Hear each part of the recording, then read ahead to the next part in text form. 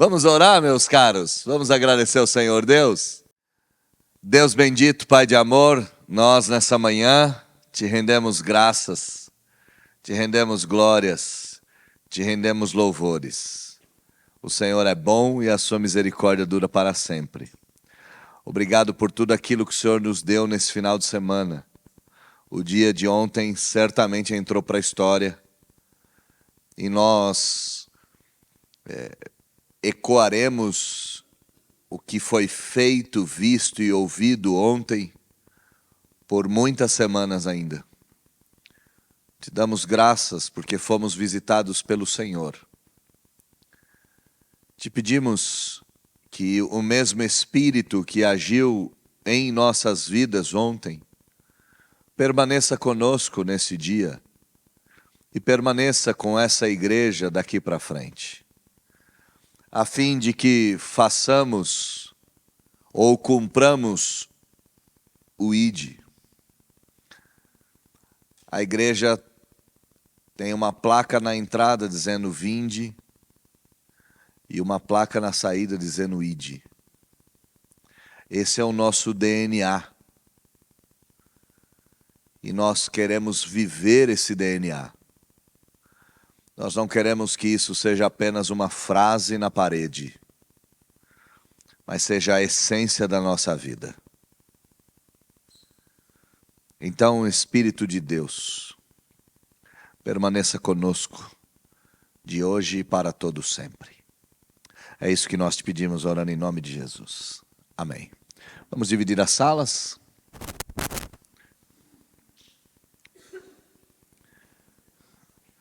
Bom, nós estamos falando sobre a marca do discipulado.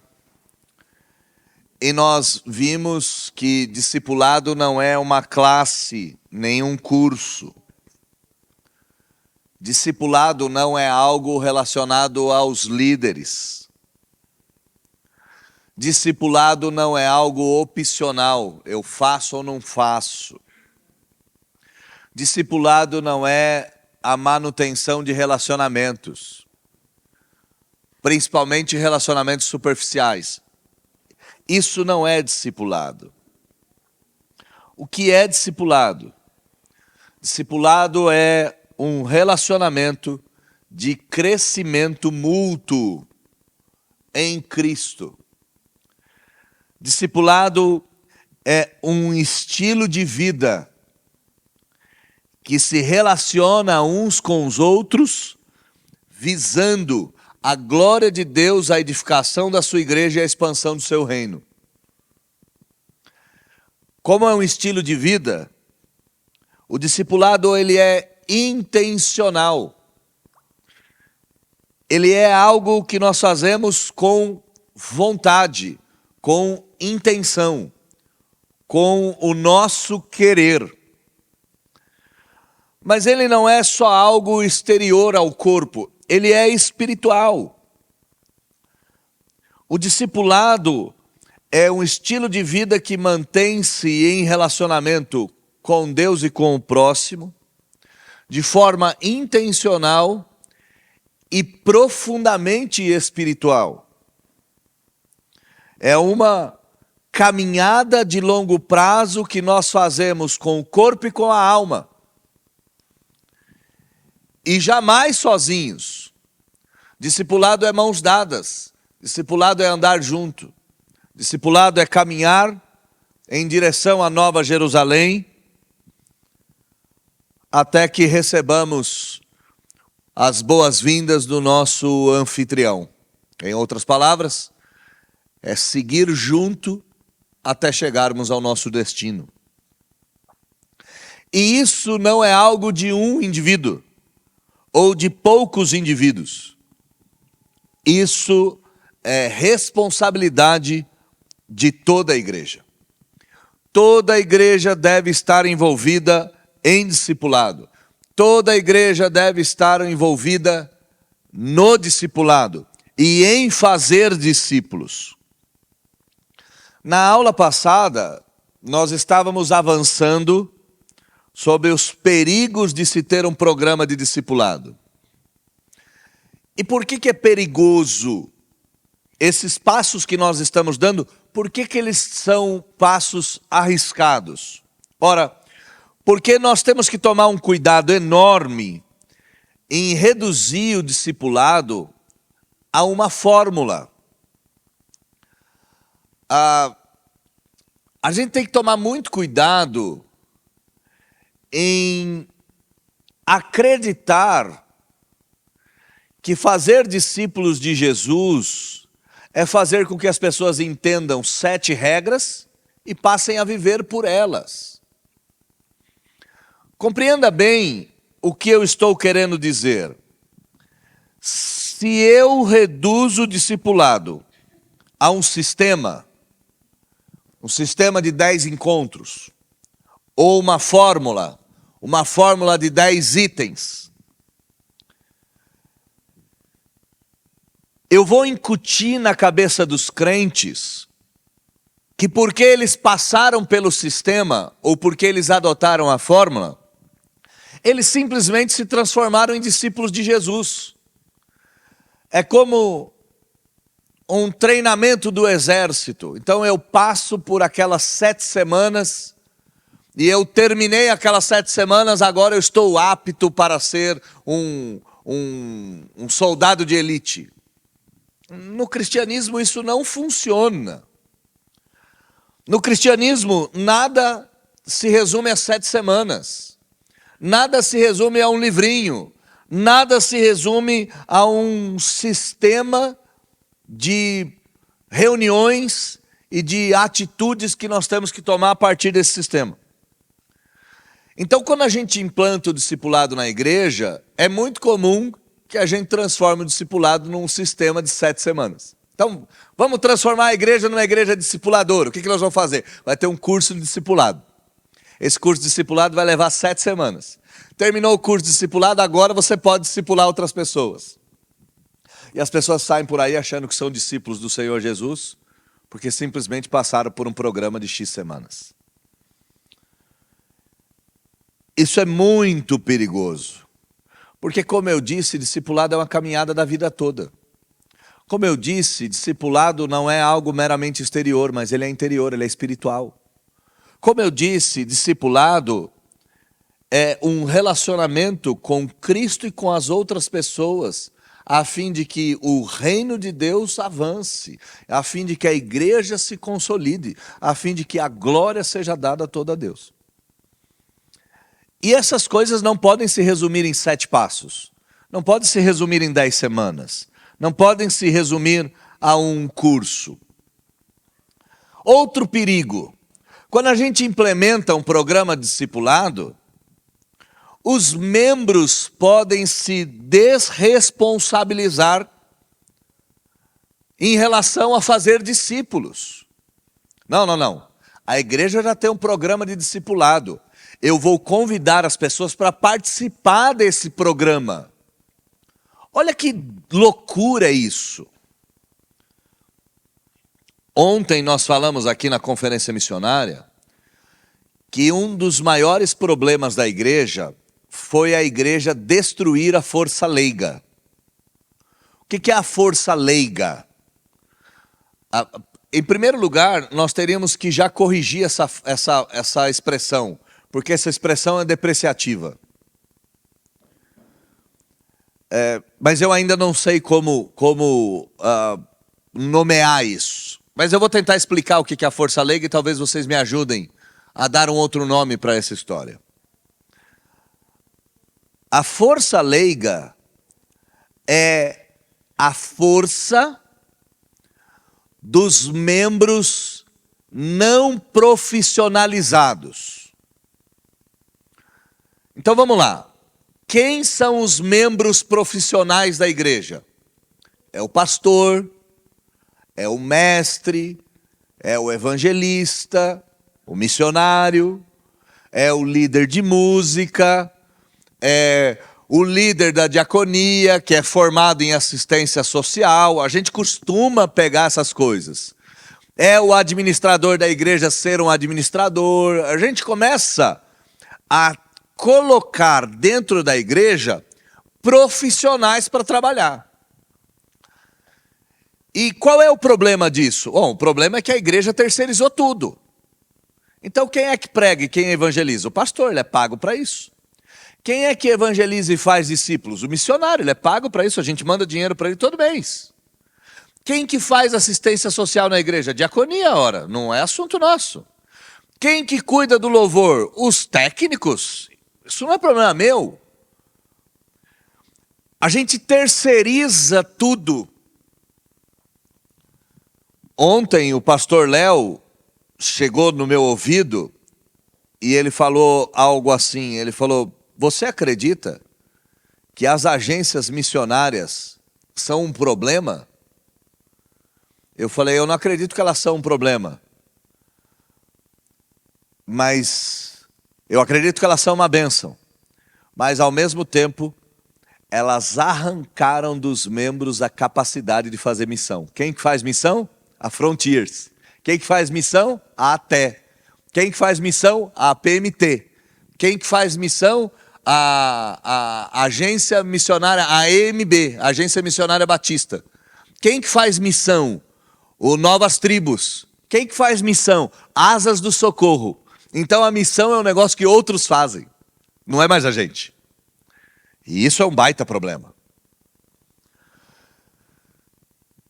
Quando a gente implementa um departamento de discipulado, é muito comum que os crentes sejam desresponsabilizados em relação a ir de fazer discípulo de todas as nações. A quem foi entregue o ID? A todos os crentes. Todos os crentes. Não é um grupo que cuida disso. E as igrejas costumam sempre ter um grupo que cuida de alguma coisa que a gente não quer cuidar, e a gente acha que está fazendo alguma coisa porque a gente contribui. Isso é muito perigoso, muito perigoso. Muito, muito, muito perigoso. Então, o primeiro perigo do discipulado é a gente reduzir o caminho do discipulado a um sistema, a uma fórmula. O segundo é a gente tirar a responsabilidade da igreja. O terceiro é transformar o discipulado em burocracia. O boy começou a fazer parte da nossa igreja. Aí ele pergunta para mim: pastor, eu quero me tornar discípulo de Jesus. Eu quero me tornar membro dessa igreja. Eu quero viver o reino de Deus na minha vida e na vida dos meus familiares. Eu vou dizer: boy, então vamos fazer o seguinte. Você continua vindo. Depois de 6 meses que você estiver aqui na igreja, nós vamos fazer um programa de discipulado com você. Esse programa vai envolver 7 encontros. Depois desses 7 encontros, você vai ser colocado num grupo de apoio, num pequeno grupo. E você vai participar desse pequeno grupo até o final do ano. No final do ano, você será avaliado por uma junta de avaliação de discípulos de Jesus, e essa junta de avaliação vai dizer se de fato você pode ser discípulo ou não. Imagina, uma igreja que transforma o discipulado em burocracia brasileira. E aí, se ele faltar um domingo, um carimbo não vai vir, não tem carimbo. Se ele faltar um pequeno grupo, não tem carimbo. Não tem a chancela. O discipulado não pode ser institucional demais, porque ele engessa e perde a vida. Olha que coisa, se a estrutura for muito pesada, se a estrutura for muito fechada, se a estrutura for muito burocrática, ela anula a vida e perde a comunhão. Discipulado não é andar junto. Se a gente transformar isso em 286 regras, ninguém conseguirá andar junto com o outro simplesmente porque quer aprender mais sobre Jesus. As pessoas vão andar juntas umas às outras porque elas estão cumprindo aquele programa de discipulado. Então elas estão ticando. Eu fiz isso, eu fiz isso, eu fiz isso, deixei de fazer aquilo, preciso fazer aquilo outro. Eu não estou dizendo que não tem que ter burocracia. Tem que ter algum nível de burocracia. Mas não a burocracia brasileira, né? Os documentos em relação a essa igreja, eles são tratados no cartório. Todo documento de igreja é tratado no cartório. Mas não no cartório de título e protesto, mas no cartório de imóveis. É feito em outro tipo de cartório. E é muito comum a atendente do cartório pegar o documento e falar assim, olha, na página 3 tem um erro aqui. Volta lá e refaz o erro. Só que ela não leu até a página 45. Ela só leu até a página 3 e ela encontrou um problema na página 3. Aí ela devolve o documento. Aí pega o documento, corrige a página 3, colhe a assinatura de todo mundo, volta lá no cartório e diz, olha, tá tudo certo na página 3. Ela fala, tudo bem, agora eu vou continuar a leitura. Daqui 15 dias ela liga, viu, tem um problema na página 9. E ela faz isso. É extraordinário isso. Porque ela não lê o documento todo e fala, corrige isso. Depois me traz aqui que eu resolvo o seu problema. Não. É cada leitura é uma correção. E o problema é que na outra semana, outra pessoa que está lendo. Aí ela encontra um outro problema na página 2 que não tinha sido visto. Quanto tempo demora para sair o documento? 6 meses, 1 ano. É isso mesmo. 6 meses, 1 ano. É um negócio medonho. Medonho. A gente não pode transformar o caminho do discipulado num programa desse. Imagina. Isso seria loucura. Isso seria maluquice. A igreja,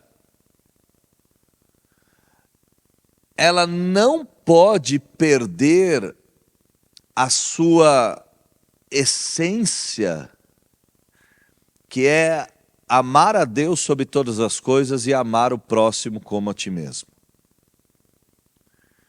E nesse ato de amor radical, nós não podemos burocratizar a entrada de pessoas e nem mesmo a sua saída. A entrada tem que ser facilitada, a saída também. É claro que a entrada facilitada não significa vai entrar de qualquer jeito, mas significa venha como estás e a partir de agora a gente começa a dar passos no programa do discipulado. Em quarto lugar, quarto perigo, é criar elite espiritual. Quem já passou pelo programa da igreja? Aí 10 pessoas erguem o braço. Tá vendo, meus irmãos? Vocês devem ser como eles. Eles estão engajados na visão da igreja. Eles estão movidos pelo Espírito. O Espírito Santo está agindo na vida deles. Você vai ficar de fora? Eu tenho irmãos aqui que passaram por igrejas que entraram nesse caminho do discipulado e cometeram, se não esses erros, mas um monte de erro. E é muito comum que igrejas que adotam pequenos grupos e discipulados criem uma elite espiritual dos ungidos. Então tem os ungidos. Os ungidos são aqueles que são os discípulos de Jesus. Os ungidos são aqueles que passaram pelo programa. Os ungidos são aqueles que fizeram que cumpriram os requisitos. Os ungidos são aqueles que vão expandir o reino de Deus. A gente não pode transformar uma igreja ou mensurar a santidade de uma igreja. Primeiro que a gente não pode mensurar a santidade de uma igreja de forma coletiva. Não dá. A santidade é uma coisa que você tem ou não tem. E você pode não ter hoje, mas teve ontem. Você pode não ter amanhã, mas terá daqui 2 dias. E não é assim? Tem dia que a gente está mais santo, tem dia que a gente está menos santo. Tem épocas na vida que a gente está mais comprometido, tem épocas na vida que a gente está frio. A vida cristã é assim. Então você não pode mensurar a santidade de uma igreja. Não tem como. Você medir grau, Tem o termômetro, tem o santômetro. Né? A igreja está na santidade máxima, lá está fervendo. Isso é uma loucura. Mas você acaba dizendo que quem participou do programa de discipulado é mais santo que o outro, porque é mais comprometido com o evangelho. E aí você cria uma elite, meia dúzia de crentes ungidos, diferenciados dos demais. E esses crentes diferenciados são aqueles que expulsam o demônio, fazem cura com as próprias mãos, aqueles que convertem pessoas e etc, etc. Esses são alguns perigos, tem outros. Mas aqui, a gente precisa inverter a ampulheta, a gente precisa virar ela ao contrário. E o que significa virar ela ao contrário? Bom, qual é o problema de não ter discipulado? Se ter discipulado tem perigos, e não ter? Ora, não ter tem mais perigo ainda. Por quê? Porque é muito comum você ter crentes imaturos dentro da igreja com 20 anos de igreja.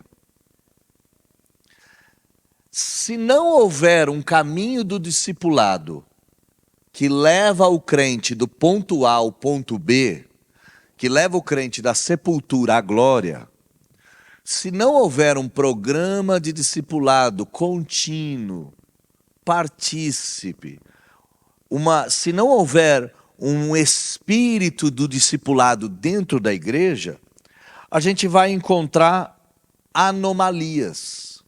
E o que é uma anomalia? Uma anomalia é um cachorro com duas cabeças. Uma anomalia é um carneiro com 5 patas. Uma anomalia é alguma coisa fora do normal. E o que é, em termos de cristianismo, coisas fora do normal? Ora, crentes com 20 anos que ainda são bebês. Isso é uma anomalia. Isso é um nanismo espiritual. O crente tinha que ter crescido e ele não cresceu. Ele está atrofiado, ele está amarrado, ele está aprisionado. Quando a igreja não tem um programa de discipulado, é possível encontrar nas fileiras da igreja crentes raquíticos. Crentes acéfalos, sem cérebro, sem cabeça, sem capacidade de pensar. Crentes que são vulneráveis a heresias, levado por vento de doutrina. Ora ele está atrás de um profeta, ora ele está atrás de um pastor, ora ele está atrás de uma denominação, ora ele está atrás de uma mensagem, ora ele está atrás de uma oração, ora ele está atrás de uma caixinha de promessa. E ele vive igualzinho uma bola de pinball, sabe? Ele vive batendo de um lado para o outro, fazendo pem, pem, pem, pem, pem, pem, pem, pem, pem. Ele não encontra descanso na vida dele. Crentes raquíticos ou crentes vulneráveis é uma anomalia do cristianismo. Porque o cristianismo nos manda crescer sempre na graça e no conhecimento do Senhor. Eu cresço na minha maturidade espiritual e cresço na minha densidade teológica ou doutrinária. Tem que ser assim. A gente precisa mensurar a vida cristã assim. Eu estou na igreja há quase 25 anos. Eu estou dentro da igreja há quase 25 anos. Aqui nós temos irmãos com mais tempo de igreja do que eu, certamente. Certo? Quem tem mais tempo de igreja do que eu? Eu tenho 25. Jô, quantos anos tem tempo de igreja, Jô? 46, desde que nasceu. É isso. Talvez tenha gente com mais tempo de igreja ainda. Eu estou na igreja faz 56 anos. Tudo certo, está tudo bem. Independente do tempo que você tem de igreja, você tem a obrigação de mensurar como anda o seu cristianismo ou como o seu cristianismo tem andado desde o início até agora. Se depois de 20 anos você é um crente pior do que com 20 dias, você tem um problema gravíssimo para corrigir. Ah, meu irmão, quando eu comecei a jornada do evangelho eu era muito mais crente. Então você está me dizendo que você está andando com Jesus há 20 anos e ficou menos crente? É isso? É isso que eu preciso entender? Você está do lado de Jesus faz 25 anos e você piorou. É isso? Não dá para entender um negócio desse. Você vai na academia faz 20 anos e não ficou forte. Você pedala faz 20 anos e não consegue ainda pedalar. Você corre faz 20 anos e não consegue passar de 1 quilômetro. Como assim? Você estuda faz 20 anos e não consegue sair da faculdade. Pensa, é uma coisa absurda de se pensar. É uma coisa estranha de se pensar. Nós não podemos, de forma alguma, aceitar a miséria de uma vida cristã que não oferece fruto. É simples assim. Então, uma dica prática. Como foi o seu cristianismo do ano passado, como tem sido desse ano? Se está do mesmo jeito, trate de melhorar. Se você piorou, trate de corrigir isso já. Ano passado você tem obrigação de ser menos crente do que esse ano. Esse ano você precisa ser mais crente. Ano que vem você precisa ser mais crente. Você precisa ler mais, você precisa orar mais, você precisa pregar mais, você precisa jejuar mais, você precisa ser melhor. Eu tinha defeitos que hoje eu não tenho mais. Eu estou corrigindo a minha vida. Eu estou progredindo na minha vida. E a igreja precisa ter um programa de discipulado, um sistema, um método de discipulado que favoreça o crescimento espiritual dos irmãos. E eu vou dizer mais. Isso aqui não tem nada a ver com teologia da prosperidade. Mas a igreja deve trabalhar para o crescimento espiritual e material dos crentes. Por quê? Porque à medida que você cresce espiritualmente, você passa a fazer menos dívidas, você passa a entrar em menos apuros, você passa a dar menos canelada em relação a dinheiro, até mais domínio próprio com o cartão de crédito. Então, algumas coisas são quase que naturais. Se 20 anos eu estou na igreja e ainda gasto mais do que ganho, nós temos um problema enorme, porque o evangelho ainda não está fazendo sentido nessa área. Olha que coisa doida, né? Segundo lugar,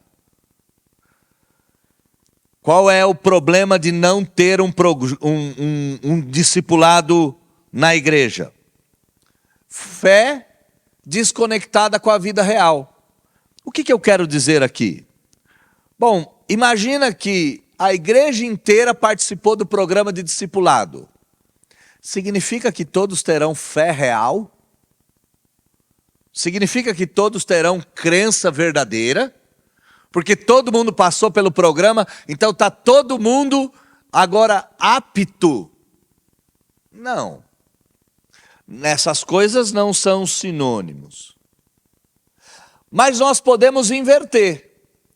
A igreja não tem discipulado e a única coisa que ela gera é um crente teórico. Irmãos, eu não sei o que é pior, um crente raquítico ou um crente teórico.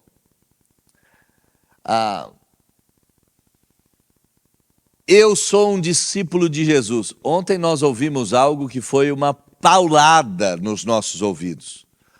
A fala de ontem foi: como você ousa dizer que você morreria por Jesus se você não é capaz de viver por Ele? É no mínimo uma hipocrisia. Eu morro por Jesus. Morre? Morro. Você vive por Ele? Não. Como é que você faz essa relação? Se eu não vivo por essa coisa, como é que eu ouso dizer que eu morreria por ela? Quando a igreja não tem um programa de discipulado prático, em que as pessoas vão e fazem discípulos, elas vão cultivando um cristianismo teórico, um cristianismo que sabe tudo da teoria, mas não é capaz de colocar em prática em momento algum da vida. E aqui, meus irmãos, eu tenho que dizer, muitos de nós são crentes teóricos. Muitos de nós não nascemos de novo ainda. Tem áreas da nossa vida que estão mortas, não foram restauradas, e a nossa teoria acredita que está tudo bem. A nossa teoria ela é tão perfeita que ela vai mascarar todo tipo de prática. Eu vou dar um exemplo falando da minha própria vida. Quantas vezes eu não negligenciei a minha família e as necessidades físicas, emocionais e espirituais da minha esposa e filhos por causa de afazeres da igreja. Então, vamos lá, eu estava trabalhando na igreja. Eu tinha que... A Luana estava precisando de ajuda em alguma coisa. E eu dei a seguinte resposta para ela: não posso porque eu tenho atividade na igreja. Não posso porque eu tenho que preparar o meu sermão. Dani, seu filho está precisando dar uma volta. Sua filha também. Vamos no cinema com a gente? Luana, cinema não dá. Eu estou atrasado com a escola dominical, preciso me dedicar aqui. Ora, que raio de cristianismo é esse? Que tem tempo para as coisas da igreja, mas não tem tempo para praticar as coisas da igreja dentro do seu próprio lar. Tinha uma parte em mim morta, e eu não era capaz de ver essa parte morta. Então, estava tudo bem. Porque intelectualmente eu estou muito crente, muito teológico.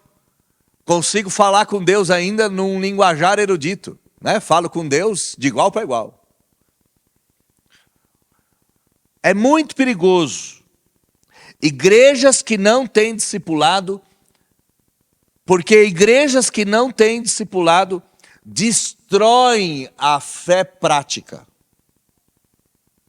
E a fé prática é viver tudo aquilo que você sabe dentro da sua igreja a ponto dos seus filhos reconhecerem que você é um crente verdadeiro. Quer fazer o teste? Pergunta para as pessoas mais próximas de você se você de fato é um crente. Mas não fica bravo com a resposta que você vai levar. Não fica nervoso. Pergunta. Pergunta para os seus filhos, com a sinceridade que as crianças têm. Pergunta para os seus familiares, aqueles que são mais rasgados ainda, eles são ótimos para dizer essas coisas. Pergunta para os seus vizinhos, ele ouve os seus berros. Pergunte para ele. Ele vai saber exatamente. Você acha que eu sou um bom cristão? Não ter discipulado pode desconectar a fé da vida. A fé intelectual é perfeita. Sei tudo que eu tenho que fazer. Na vida, não faço nada. Terceiro lugar. Igrejas que não têm discipulado criam uma outra anomalia, que é membros do corpo que estão completamente isolados. E aqui a gente tem que fazer uma autocrítica, tá? A gente tem que fazer uma autocrítica. Quantos membros da nossa igreja nós temos que estão completamente isolados da própria igreja? Quantos membros nós temos aqui dentro?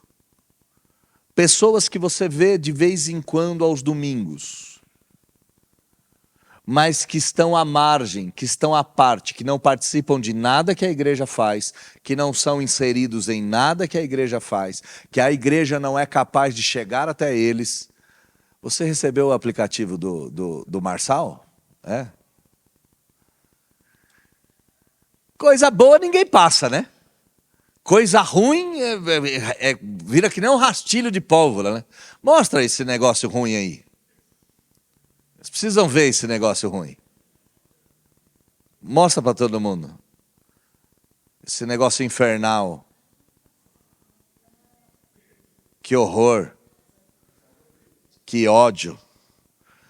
Tem uns 5 minutos desse tamanho. Até amplia a tela. Nunca vi coisa mais terrível.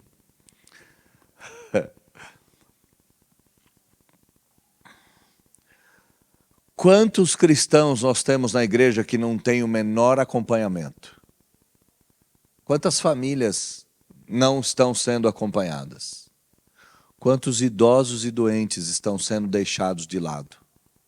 Ora, mas isso ocorre porque visitar, discipular, evangelizar é coisa do pastor, é coisa da liderança. Que autoridade eu tenho para visitar o irmão? Olhei o irmão, falei, mas faz 3 semanas que eu não te vejo. Tá tudo bem, estou com tanta dificuldade. Vou na sua casa essa semana. Eu não vou fazer isso nunca, imagina. Vou lá fazer o quê? Vou lá falar o quê? Quando a gente tem o programa de discipulado, isso não acontece. Porque está todo mundo inserido em alguma coisa de alguma forma. E a gente percebe os problemas muito rápido. Quando não tem, a gente gera solidão e isolamento dentro da igreja. Talvez esse seja o nosso maior problema. Nós temos dezenas de crentes sozinhos, participando do culto comunitário todos os domingos. Nós temos que olhar isso. Nós temos que olhar isso com certa urgência. E por fim, qual é o problema de não se ter um programa de discipulado? Ora, a gente pode crescer no número, a gente pode crescer na arrecadação, mas a gente não está crescendo na santidade. E esse também é um baita problema. Seria muito legal se nossa igreja tivesse 1000 membros. Mas seria muito mais legal se ela tivesse 1000 santos. Seria muito legal que nossa igreja arrecadasse 1 milhão. Mas seria muito mais legal se nossa igreja doasse 1 milhão. Olha que interessante. Como as coisas são invertidas. E quando elas são invertidas, elas ficam mais nítidas. A igreja tem que crescer na graça e no conhecimento. E hoje, infelizmente, nós temos igrejas muito saudáveis em termos de números, mas muito doentes em termos de santidade ou espiritualidade. É muito comum igrejas em que nada é visto. E eu vou dizer mais. Talvez você já tenha passado por isso. Talvez em algum momento da vida você já tenha dito algo mais ou menos assim. Quer saber? Eu vou procurar uma igreja bem grande, porque daí eu sento lá no meio e ninguém me vê. E eu fico lá quietinho, lá eu recebo, não tenho que encher o saco de ninguém, ninguém vai me encher o saco, e eu vou ficar lá quieto, servindo a Deus no meu lugar. Ora, meus irmãos, ideias como essa costumam passar na minha cabeça quase todas as semanas.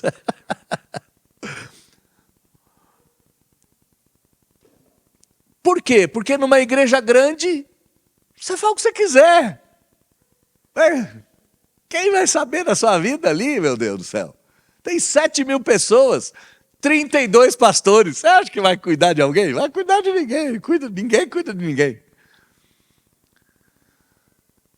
Mas volte, a ideia não é o abandono.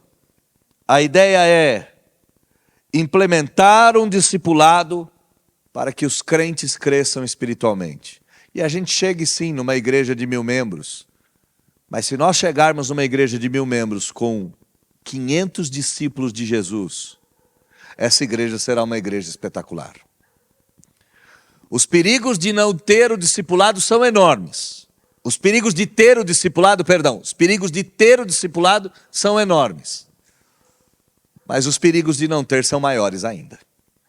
Que Deus nos ajude a construir um discipulado saudável para fazer com que a gente resolva alguns desses problemas que foram apresentados aqui, que a gente sabe que são nossos problemas. Eu abro para perguntas, tem 1 minutinho, 2. Fala, Leão. Quer o microfone? Eu levo esse daqui, o Pablo está trazendo. Pastor, não sei se seria ruim, mas aqui uma dúvida. Para a gente não continuar sendo cristão nanico. No mundo corporativo, a gente usa metas, a gente tem métricas para saber o nosso desenvolvimento. No seu universo, tem o Enem, tem as provas, o acompanhamento, boletins. Como é que a gente pode acompanhar o nosso desenvolvimento? Existe alguma coisa que a gente possa saber se a gente está desenvolvendo, para a gente não ficar virando um vaso aqui na... Olha, Hélio, eu implementei, assim que eu cheguei em Vinhedo, 14 anos atrás, vai fazer, na primeira igreja que eu plantei nessa cidade, eu implementei um sistema de avaliação. Um instituto norte-americano fez um questionário grande, um questionário com 100 questões, e esse questionário era para ser respondido por todos os membros da igreja. E você respondia as 5 bolinhas lá, né? Regular, é bom, muito bom. Regular, ruim, muito ruim. Então, era só xizinho, tá? Então, quando não era assim, era concordo, discordo, concordo parcialmente, discordo parcialmente, nem concordo, nem discordo. E as perguntas eram das mais variadas. Por exemplo, você acredita que Deus é um só em 3 pessoas distintas? Concordo plenamente, não concordo nem discordo, discordo completamente. Então, era só isso. E eu marquei um dia, convoquei a igreja e dei a prova para todo mundo fazer. Rapaz, isso virou uma confusão.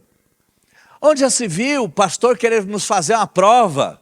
Está colocando as coisas da escola aqui dentro. Aí vira aquela confusão sem fim. Eu falei, não, eu estou querendo dar uma ferramenta para vocês medirem a própria espiritualidade de vocês. Depois eu vou dar um feedback para vocês dizendo, olha, tem coisa aqui que está errada. Mas as pessoas ficaram com medo daquilo.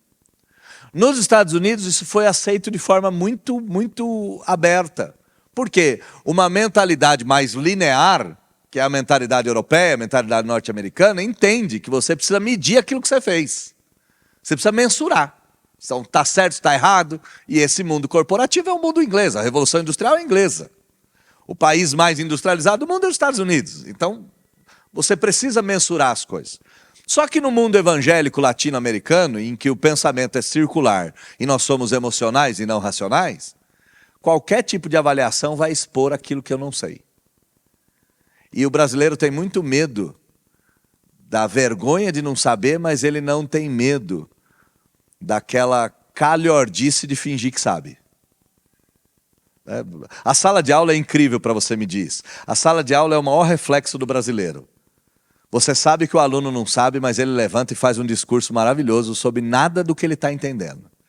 E ele afirma ainda, ele gesticula, é interessantíssimo isso. Você sabe que ele não sabe, mas ele gosta de fingir que sabe. Como é que a gente podia fazer isso de forma prática? Bom, eu nunca mais vou dar essa prova, tá? Não deu certo. Está guardada, mas eu nunca mais... Eu nem corrigi e devolvi. Não fiz. Se você quiser, depois eu te mando o arquivo. Você pode fazer em casa. Mas eu acho que a gente pode... Um bom padrão é o padrão de leitura bíblica. E eu tenho um aplicativozinho que ele é revelador. Eu vou abrir aqui, Hélio. E aqui é só uma dica prática. Quando você abre, o aplicativo é YouVersion, ele tem um raiozinho aqui em cima. Aí você clica no raiozinho. O meu raiozinho está com 7. Significa que faz 7 dias que eu estou lendo a Bíblia todos os dias. Tá? Mas aí você olha aqui embaixo. Ele tem melhor perseverança no aplicativo. 270 dias. Eu já consegui 270 dias lendo a Bíblia todos os dias. Aí aqui embaixo tem 87 semanas perfeitas. Então faz 87 semanas que eu leio a Bíblia pelo menos uma vez na semana. Aí eu tenho 102 dias no aplicativo esse ano. Não significa que eu li a Bíblia só 7 vezes. Significa que eu li 102 dias, mas teve algum dia que eu pipoquei. Teve algum dia que eu fui ler a Bíblia e não li. Teve algum dia que eu não fiz a minha devocional. E acontece. Então aqui eu dou sempre uma olhada como é que está a minha vida espiritual, Hélio. Aqui eu dou uma medida. Eu vejo se eu estou lendo, eu vejo se eu estou interessado, se a Bíblia é uma coisa importante para mim.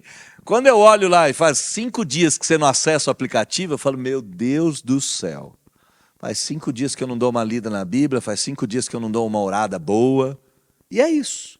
Então, a gente precisa impor sobre nós mesmos algum método de mensuração. Porque senão, a gente é como folha ao vento. Enganado e enganando-se o tempo todo. Mais alguém? Não? Fechou? Quer fazer? Já quer a prova, né? Quer fazer, eu vou... Quer a prova, né? Quer a prova. Pastor, pegando o gancho do início da aula de hoje, sobre a questão do discipulado em si. A gente vai entrar numa questão de evangelismo e tudo mais. Pessoas que se preparam para a caminhada lá fora, né? De repente trazer alguém, um não crente, e discipular essa pessoa. Uma das coisas que fica muito na nossa mente é sobre a questão da identidade da igreja. Uhum. A igreja ela tem que ter uma identidade missionária. Uhum. Se a igreja não tivesse identidade missionária, como que ela vai ter essa identidade evangelística a ponto de ser um discipulador? Como que a gente pode trazer de volta essa identidade para a igreja? Isso eu não digo só a igreja Vinde, mas a igreja brasileira, a ponto dessa igreja, de forma natural, ser uma igreja discipuladora. Porque ao ponto que a gente evangeliza, as pessoas vão começar a nos seguir. E precisamos ser embaixadores de Cristo, como eu disse ontem. Precisamos mostrar a Cristo através das nossas próprias vidas. Como fazer isso? Trazer essa identidade evangelística, missionária para a igreja, para que a igreja seja discipuladora. Aqui vai uma confissão de pecados. Essa igreja é a 16ª plantação que eu participo. E eu já plantei igreja para mim, já plantei igreja para denominação, já plantei igreja para o louvor, já plantei igreja para o Ministério da Família, já plantei igreja batista, já plantei igreja reformada, já plantei igreja presbiteriana. Então, eu já plantei igreja por motivos errados, o suficiente. E a Vinde, que é essa igreja que nós estamos plantando, restaurando, ela, num primeiro momento, ela serviu como tábua de salvação. Então, diante da confusão toda que foi armada no ano passado, a Vinde era a tábua que a gente podia se segurar e dizer, Deus, não nos deixe embora, nos faça fazer aquilo que a gente acha que é certo e nos mantenha juntos. Qual é o meu papel agora?